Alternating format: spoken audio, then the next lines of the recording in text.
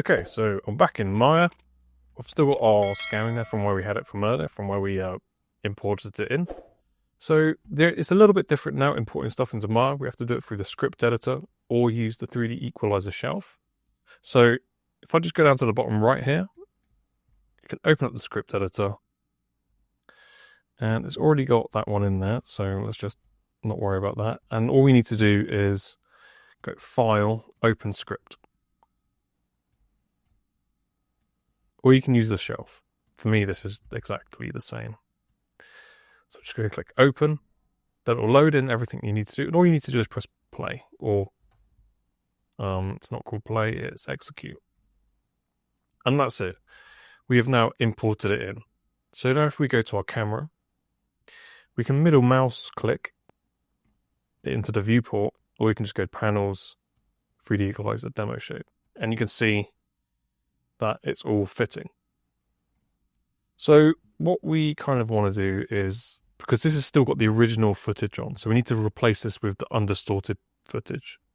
So I'm just going to change my scan shading to default material and select my camera, go to my image plane shape.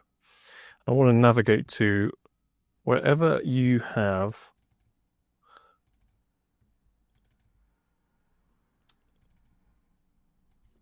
rendered out your, doesn't matter which one, but no, we don't want that. We want undistorted plate, the UDP. Click Open and make sure you select Use Image Sequence. So now what I want to do is just actually change my alpha gain, something like 0.7. And you can see it's kind of made it a little bit more opaque. And then I'm going to change my depth to 2. Now I need to select my camera again. And change my image plane, nickel plane to 1. And now we can sort of see through. We can see our footage and our geometry. What we can make it clearer is by putting wireframe on shaded on. And if you really wanted to make it a bit more clearer, we can go to our layer group up here and we can create a new layer and we can just make it, select that, then just make it green. Now we view it green. You can always, if it's a bit much, you can change the amount you want to see through the alpha gain. So if you want to see more or less,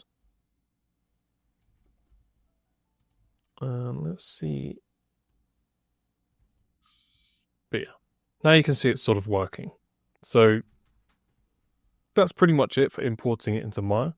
And let's say, let's just put a cube in there next to a pickless cage. I mean, I can't quite see it, but if I select our mesh and assign new material, you can select background, turn off your wireframe on shaded, turn it off. It's pretty rough, but hopefully you can see where the mesh is kind of going through, which is kind of gross, but you get the idea. Now you can play stuff or do whatever you want with it. So that's pretty much it. There's not really a huge amount I can go on by this. Once you've got to this part, you're kind of done, and the rest is up to you adding whatever's into it. So I can duplicate that and put that on there, and you can see how that's sticking on there. Or I'll put one on Pickless Cage's head, and that's all working really nice. So yeah, that's pretty much it. So I really hope you've enjoyed this series of tutorials. I know I've been going through them, but I'm kind of upgrading. I've made mistakes right at the start of to my YouTube life, so I'm trying to maybe do a bit more to fix that. Hopefully my audio is much clearer now, which was the biggest problem, but all that matters is you guys are learning the right stuff and you're learning from industry professionals.